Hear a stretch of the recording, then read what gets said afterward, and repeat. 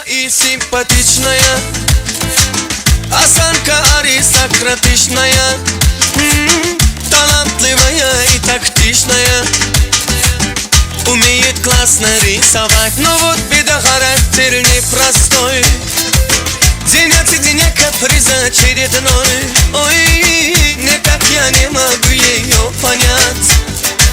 Мне так и хочется сказать.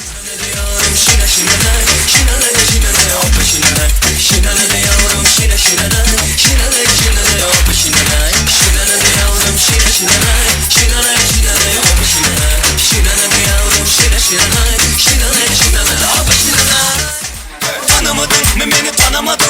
Tanımadım yolcum beni kalamadım. Eş dinle dinle.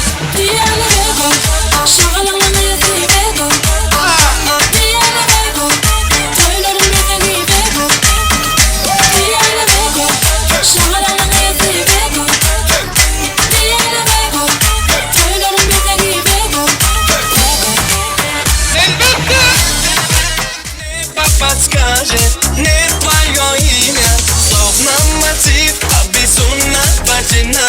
Твой перегар, аромат никотина. Я твой герой, ты моя героиня. Ты мне нужна, ты моя половина моя, половина моя, половина моя, половина моя, половина моя.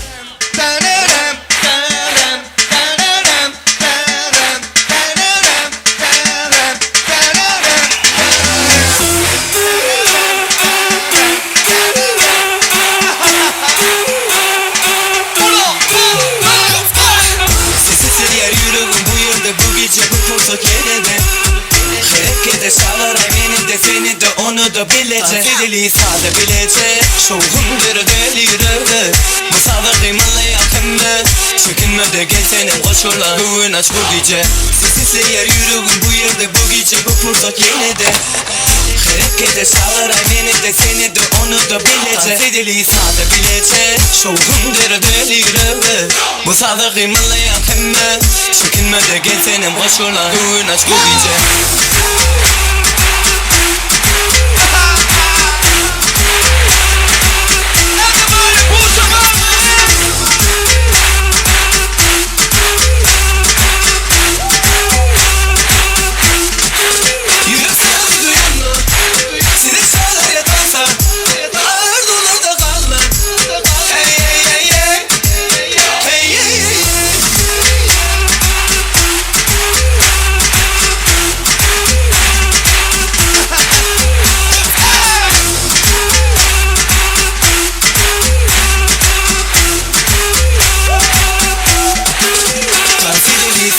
bilecek Şovumdur delirdi Bu sağda kıymalı yakındı Çekinme de gel senin koşurlar Düğün aç bu gece Sessizle yer yüreğim bu yerde Bu gece bu fırsat yenide Harekete sağlar eminim de seni de onu da bilecek Yürü sağda duyan mı?